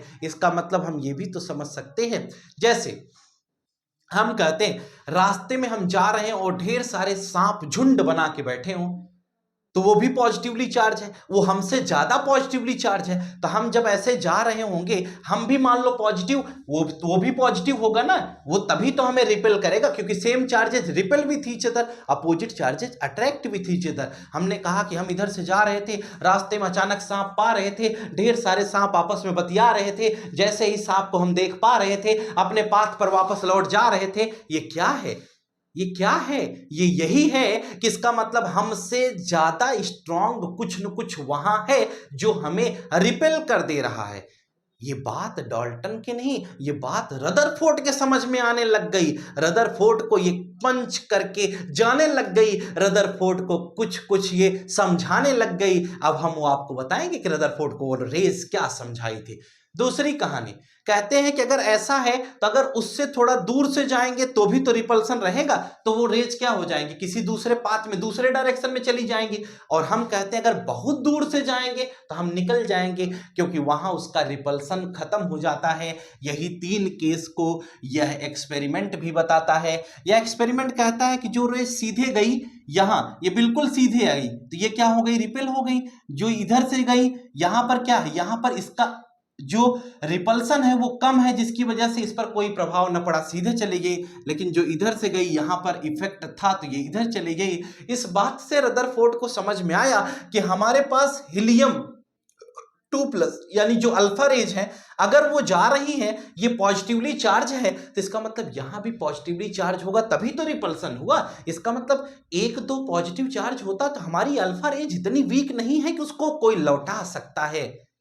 हमको भी तो गर्व होता है कि हमारा कुत्ता इतना कमजोर नहीं है कि छोटा मोटा जानवर आए तो वो देख करके मालिक के पास वापस लौट आएगा। हमारा कुत्ता तो बड़ा बलवान है। इसका मतलब कुत्ते ने कोई अपने से भी बड़ा जानवर देख लिया है जिसके आगे वह खड़ा नहीं हो पाया, इसीलिए वह कुत्ता लौट के मालिक के पास आ जाता है। यही बात मैं आपको समझा रहा हूं बेटा। इसका मतलब कि ये अल्फा रेज जब लौट के आई तो अल्फा रेज यहां पर बताई कि इसका मतलब रास्ते में कुछ अपने से ज्यादा पॉजिटिव चार्ज वाला कुछ ऐसा पाई जिसकी वजह से वो लौट जा रही। इसका मतलब रदरफोर्ड को समझ में आ गया कि जो रेज जा रही हैं, जाती गई और अचानक भाग के लौट आई। इसका मतलब कि जहां पर वो जाकर टकरा कर वापस आ रही है वहां पॉजिटिव चार्ज का एक गोला है। जो रदरफोर्ड से ये आज मन की बात बोला है क्या, कि हमारा नाम अगर रदरफोर्ड ने टटोला है तो हमारा नाम रदरफोर्ड ने आज न्यूक्लियस बोला है।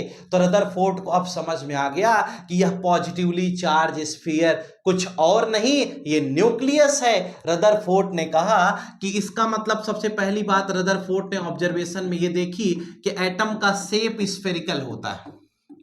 कहें सर ये कैसे होगा, क्योंकि बेटा ये देखो शेप इसलिए उन्होंने स्फेरिकल कहा क्योंकि जो रेज गई ऐसे गई, ये वाली गई तो ऐसे रिफ्लेक्ट हुई, ये वाली गई तो ऐसे हुई, ये वाली ऐसे चली गई, ये वाली ऐसे हुई, ये वाली ऐसे हुई, ये वाली ऐसे हुई, ऐसे जा रही। तो ये शेप कैसा बन रहा है, ये शेप स्फेरिकल ही तो बन रहा है।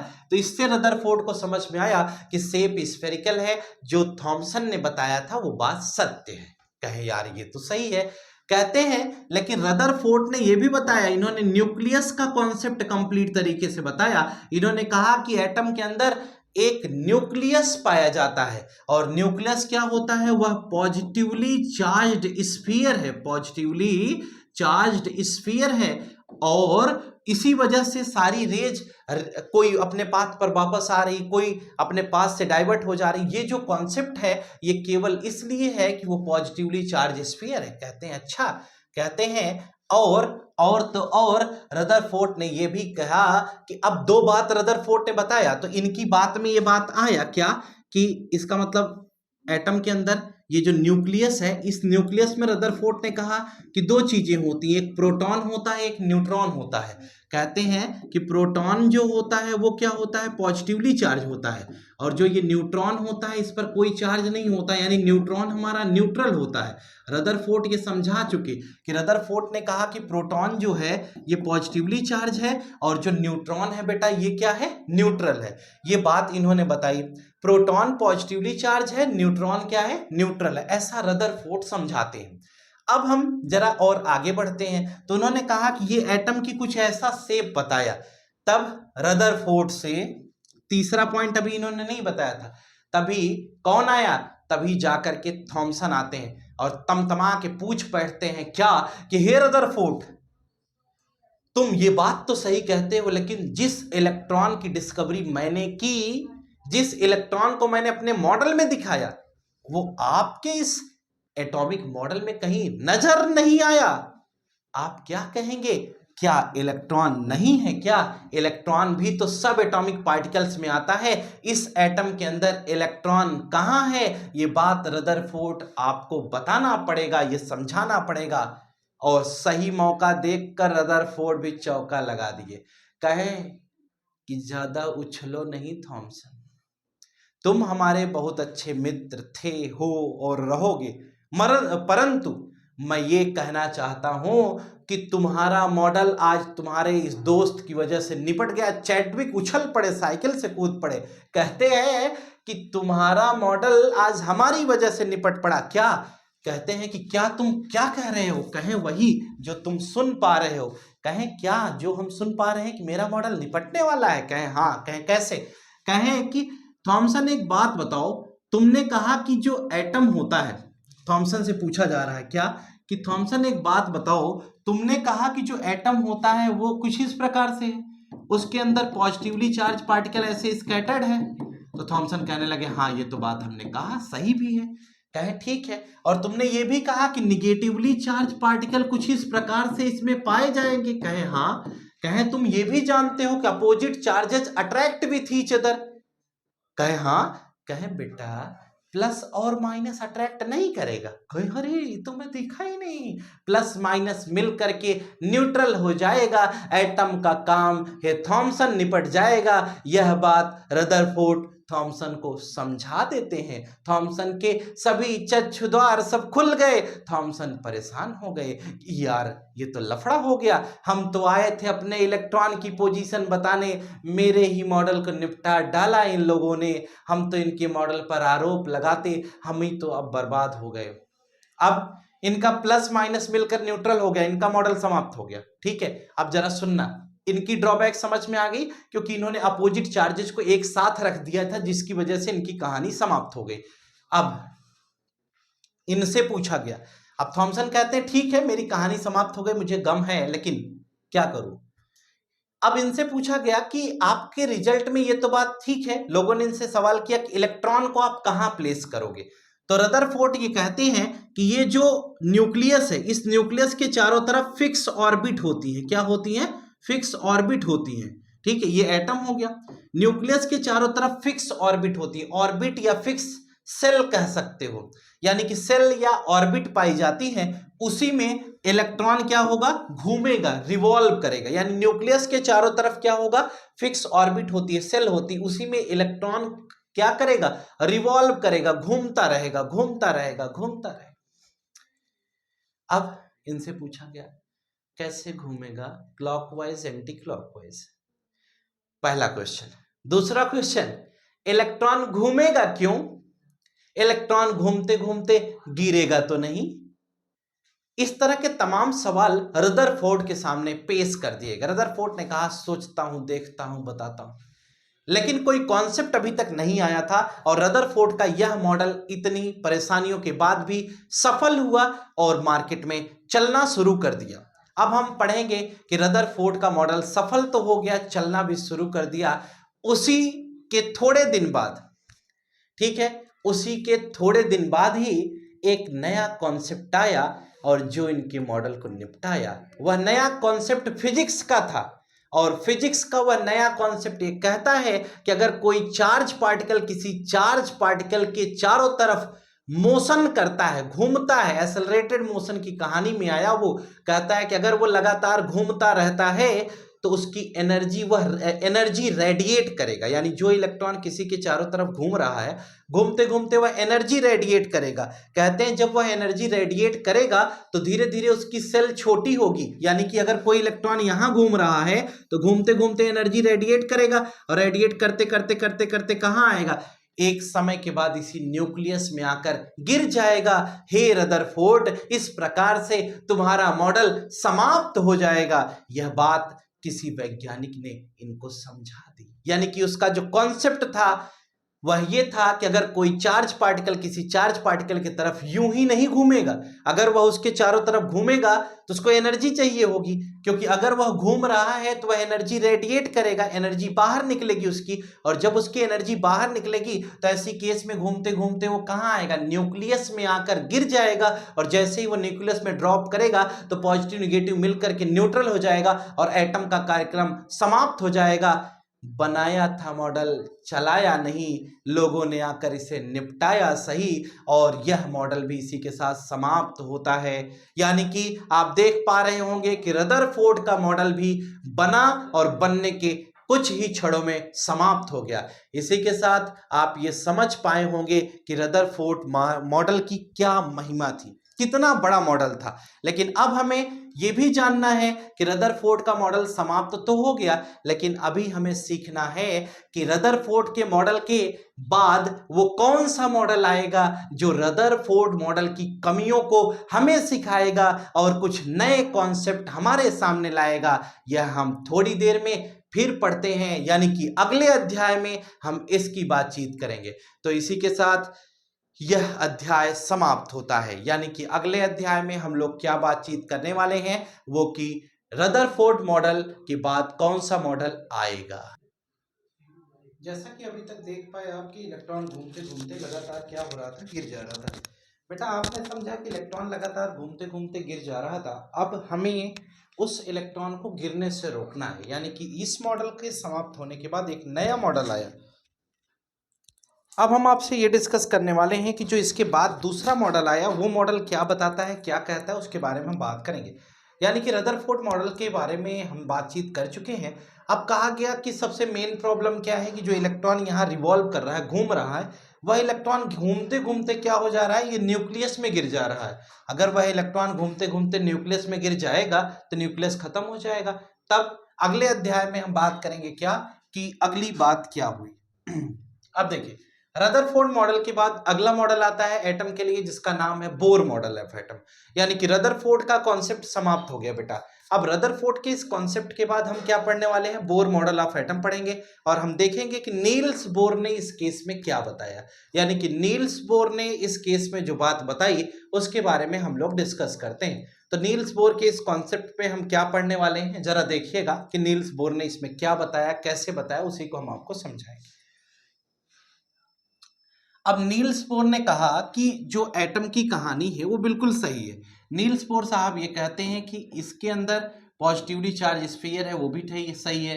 ये जो सेल का कॉन्सेप्ट उन्होंने बताया ऑर्बिट का, वो भी सही है।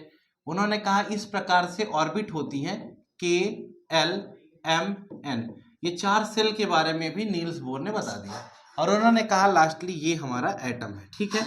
उन्होंने कहा इस एटम के अंदर हमने देखा कि ये पॉजिटिवली चार्ज पार्टिकल है, यानी कि इसको उन्होंने न्यूक्लियस कहा था, रदरफोर्ड ने ही कहा ये सही है। न्यूक्लियस में प्रोटॉन न्यूट्रॉन दोनों होते हैं, सही है। प्रोटॉन पॉजिटिवली है, न्यूट्रॉन न्यूट्रल है, ये भी सही है। मेन समस्या किस बात की फिर खड़ी हो गई कि कहते हैं जो इलेक्ट्रॉन यहाँ रिवॉल्व कर रहा है, इसी के बारे में हमें बात करनी है। कहते हैं वो इलेक्ट्रॉन घूमते घूमते जो न्यूक्लियस में गिर जा रहा था उसी को रोकना है। तो जैसा कि रदरफोर्ड कहते थे कि फिक्स ऑर्बिट में ये पाया जाता है, लेकिन इन्होंने कहा कि फिक्स एनर्जी लेवल की ऑर्बिट में ये पाया जाता है। यानी जो ऑर्बिट्स होती हैं उनका एनर्जी लेवल क्या होता है, फिक्स होता है। ये किसने बताया, ये नील्स बोर ने बताया। नील्स बोर के द्वारा सबसे पहले बात बताई गई कि इलेक्ट्रॉन जो रिवॉल्व कर रहा है, घूम रहा है, उसकी एनर्जी लेवल फिक्स होगी, और अगर उसका एनर्जी फिक्स होगा तो जब वह घूमेगा तो एनर्जी रेडिएट नहीं करेगा, और जब वह रेडिएट करने का मतलब एनर्जी रिलीज नहीं करेगा, बाहर नहीं निकलेगा, तो ऐसी केस में वो न्यूक्लियस की तरफ अट्रैक्ट नहीं होगा, यानी उसमें गिरेगा नहीं। इसीलिए उसकी एनर्जी लेवल हर ऑर्बिट की फिक्स कर दी गई। इनका कहना था कि जो नियरेस्ट न्यूक्लियस नियरेस्ट ऑर्बिट होती है उसकी एनर्जी कम होती है, जो ऑर्बिट्स दूर की होती हैं उसकी एनर्जी ज्यादा होती है, क्योंकि इसको ज्यादा पाथ ट्रेवल करना है, तो इसके लिए एनर्जी ज्यादा रखी गई, और जो न्यूक्लियस के पास था उसकी एनर्जी कम होती है।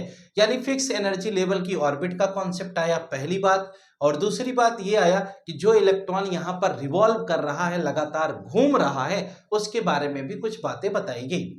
उसके बाद इन्होंने ये कहा कि अब इनसे दूसरा सवाल आया कि मैक्सिमम नंबर कितने इलेक्ट्रॉन होंगे इसमें प्रेजेंट, तो बताया गया 2n², यानी कि ज्यादा से ज्यादा कितने इलेक्ट्रॉन एक सेल में आ सकते हैं, उन्होंने कहा 2n² के फॉर्मूले से हम फाइंड आउट कर लेंगे। फिर बात हुई कि KLMN, उन्होंने 4 सेल या ऑर्बिट के बारे में बता दिया।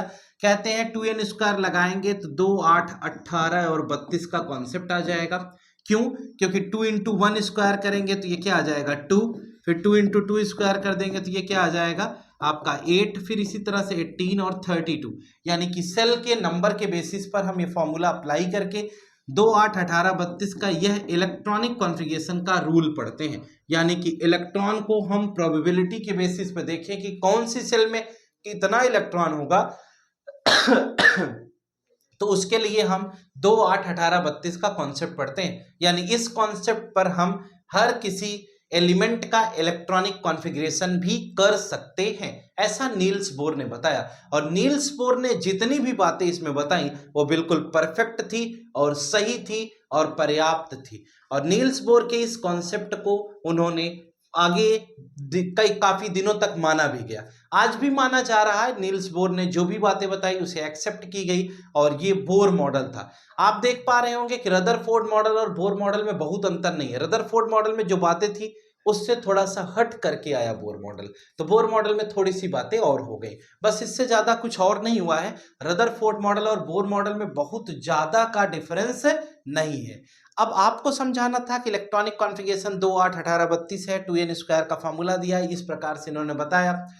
फिक्स एनर्जी लेवल ऑर्बिट की बात की, तो रदरफोर्ड ने जो भी कॉन्सेप्ट बताए थे वो गलत नहीं थे, कुछ चीजें गलत थी, उसको नील्स बोर ने आकर के सुधार कर दिया। अब बेटा इतनी बात तो आपको समझ में आ ही जानी चाहिए कि नील्स बोर ने क्या काम किया। लेकिन नील्स बोर के बाद सब एटॉमिक पार्टिकल्स का कॉन्सेप्ट आता है। नील्स बोर ने जो बातें बताई थी उसी के बारे में हम आपको समझा रहे थे। शायद ये बात आपको समझ में आ जानी चाहिए कि नील्स बोर ने क्या बातें बताई थी। उम्मीद करता हूं कि बेहतर समझ में आए, इसलिए नील्स बोर के इस कॉन्सेप्ट को आप पढ़ें, अच्छे से समझें। नील्स बोर के कॉन्सेप्ट के बाद आता है सब एटॉमिक पार्टिकल्स का कॉन्सेप्ट, यानी कि सब एटॉमिक पार्टिकल्स, फिर कैसे कैलकुलेशन होगा, electronic configuration, isotope, isobar, isotone, यानी कि अभी लगभग ये 1 घंटे का टॉपिक और है। यानी इस पूरे पोर्शन में अगर ध्यान दें तो 1 घंटे का टॉपिक हमारे पास और है। यानी कि बोर मॉडल ऑफ एटम तक हमने आपको कंप्लीट करा दिया है। ठीक है, वीडियो की साइज बहुत ज्यादा बड़ी हो जाएगी, इसलिए इसको 2 पार्ट में हम सोच रहे हैं पढ़ा देंगे। यानी कि बोर मॉडल तक का कॉन्सेप्ट आपको समझा दिया गया है। उम्मीद करता हूं कि बात आप अच्छे से समझ लेंगे। हम बोर मॉडल के आगे का कॉन्सेप्ट पार्ट 2 में पढ़ेंगे। यानी कि अब आप सोचिए, 1 शॉट के भी हम 2 पार्ट कर दिए हैं। यानी कि पार्ट 1 में आपको बोर मॉडल तक का यानी हिस्ट्री का पूरा कॉन्सेप्ट पढ़ा दिया गया। अब हम यानी कि अगला जो पार्ट होगा इस लेक्चर का, उसमें हम इलेक्ट्रॉनिक कॉन्फ़िगरेशन डिस्कस करेंगे। इसका इलेक्ट्रॉनिक कॉन्फ़िगरेशन कैसे करेंगे, ठीक है। Electron, proton, neutron find out करना सिखाएंगे हम आपको नेक्स्ट वीडियो में। आज के लिए इतना ही है। तो इस वीडियो में जो बातें हैं वो तो आपने देख ली। अगले पार्ट में हम क्या पढ़ेंगे, एक छोटी सी बात में हम आपको समझा देते हैं। पहला, आपको इलेक्ट्रॉनिक कॉन्फ़िगरेशन सीखना है, एक। दूसरा क्या करना है, आपको इलेक्ट्रॉनिक कॉन्फ़िगरेशन सीखना है। दूसरा, ZPE का केस पढ़ना है, यानी किसी भी एलिमेंट के अंदर, किसी आयन के अंदर और किसी कंपाउंड के अंदर, किसी मॉलिक्यूल के अंदर इलेक्ट्रॉन, प्रोटॉन, न्यूट्रॉन कितने हैं, ये कैसे निकाला जाए, ये भी हमें सीखना होगा। यानी सब एटॉमिक पार्टिकल्स का कैलकुलेशन करना सीखना है।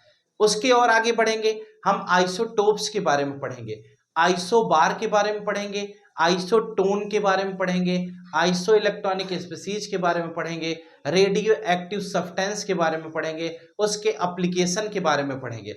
और इसके अलावा हमें यह जानना जरूरी है कि आखिर हर कोई एलिमेंट ऑक्टेट रूल क्यों फॉलो करता है, हर कोई एलिमेंट नोबल गैस कॉन्फ़िगरेशन क्यों बनाता है, हर किसी के वैलेंस इलेक्ट्रॉन वैलेंसी का क्या कॉन्सेप्ट है, वैलेंसी कितने प्रकार की होती है, इलेक्ट्रोवैलेंसी क्या होती है, कोवैलेंसी क्या होती है। इलेक्ट्रोवैलेंसी, कोवैलेंसी के साथ साथ हमें यह भी देखना है एटॉमिसिटी क्या होती है। कोई एटम अपने डबल के फॉर्म में होता है, यानी कि डाई एटॉमिक फॉर्म में, कोई मोनो एटॉमिक में है, ऐसा क्यों है? इन सभी विषयों पर हमें विचार करना होगा। यानी कि इतना सारा मटेरियल अभी हमारे पास इस स्ट्रक्चर ऑफ एटम यानी एटॉमिक स्ट्रक्चर की वन शॉट के पार्ट 2 में पढ़ाए जाएंगे। आपने देखा वन शॉट का पार्ट 1 आपको करा दिया गया है, पार्ट 2 के लिए रेडी रहे। नेक्स्ट क्लास में पार्ट 2 का भी लेक्चर अपडेट कर दिया जाएगा। हम उम्मीद करते हैं कि वीडियो आपको अच्छी लगी होगी, समझ में आई होगी। बहुत जानदार तरीके से समझाने का हमने अपना पूरा प्रयास किया। हम आपके उच्चतम सहयोग की आकांक्षा करते हैं। हम उम्मीद करते हैं कि आप इसी प्रकार से पढ़ाई में हमारा सहयोग करेंगे और समाज को साक्षर बनाने में मदद करेंगे। लेकिन इस वीडियो के एंड होने से पहले एक खास बात हम आपको ये बताना चाहते हैं कि आपका सहयोग तो सदैव बना ही है, लेकिन आप इस वीडियो को अगर पसंद आ गई हो, पसंद क्या आना है ये तो कॉन्सेप्ट की चीज है, अगर आपको अच्छा लगा हो कि सर ने सचमुच में हमें जोरदार पढ़ाया है, चीजों को कितना घुमा फिरा कर समझाया है, कितने एग्जाम्पल के माध्यम से हमारे दिमाग को टटोला है, खोला है, अगर ये बात आपका दिल बोला है तो इस वीडियो को जरूर लाइक शेयर एंड सब्सक्राइब जरूर करें, भूलिएगा नहीं। इसी समय कर दो और अपने फ्रेंड्स को शेयर करने में भी तनिक देर ना लगाएं। हम आपसे इस चीज की उम्मीद करते हैं। आज के लिए फिलहाल इतना ही। Good night to all of you. Thank you.